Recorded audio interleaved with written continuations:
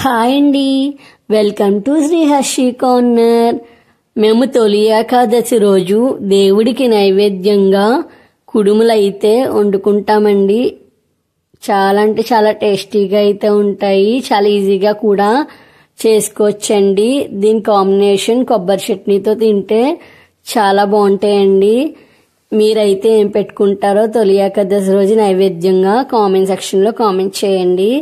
ఇంకా నా ఛానల్ని ఎవరైనా సబ్స్క్రైబ్ చేసుకోకపోతే సబ్స్క్రైబ్ చేసుకోండి, లైక్ చేయండి, ఫ్రెండ్స్ అండ్ ఫ్యామిలీ మెంబర్స్కి అయితే షేర్ చేయండి.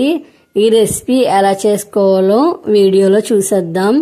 ముందుగా పచ్చిశనగపప్పుని 3-4 సార్లు కడుక్కుని పప్పు ములిగినంత వరకు వాటర్ వేసుకోండి.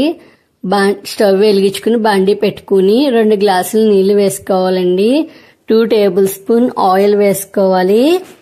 మనకి రుచికి సరిపడినంత సాల్ట్ కూడా వేసుకుని ఒకసారి ఇలా తిప్పుకుని మనం ముందుగా నానబెట్టుకున్న పచ్చిశనగపప్పును కూడా వేసుకోవాలండి. 2 గ్లాసుల నీళ్ళకి 1 గ్లాసు నూక వేసుకోవాలండి, వరి నూక వేసుకుని అది కూడా ఒకసారి కలుపుకుని ఒక 10 నిమిషాలు స్లో ఫ్లేమ్లో పెట్టుకుని మూత పెట్టుకోవాలండి.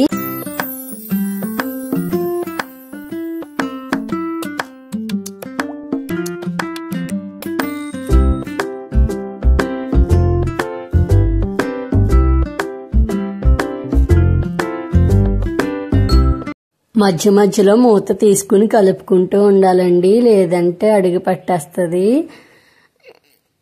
మళ్ళీ మూత పెట్టుకుని బాగా నీళ్ళు ఇంకిపోయాక ఒక ప్లేట్లోకి తీసుకోవాలండి.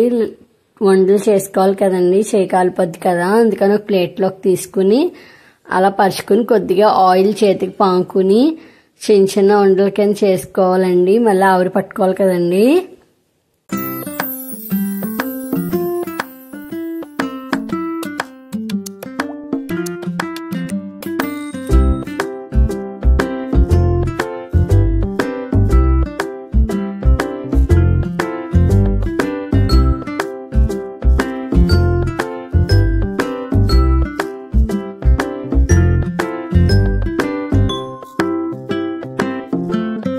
అన్నీ ఇలా కుడుముల కింద చేసుకుని ఆవిరి పట్టుకోవాలండి. ఇప్పుడు ఒక స్టవ్ వెలిగించుకుని బాండి పెట్టుకుని దాంట్లో మనం చేసుకున్న కుడుములు గిన్నె పెట్టుకుని మూత క్లోజ్ చేసుకోవాలండి. 10 నిమిషాలు సిమ్లో పెట్టుకుని ఆవిరి పట్టనివ్వండి.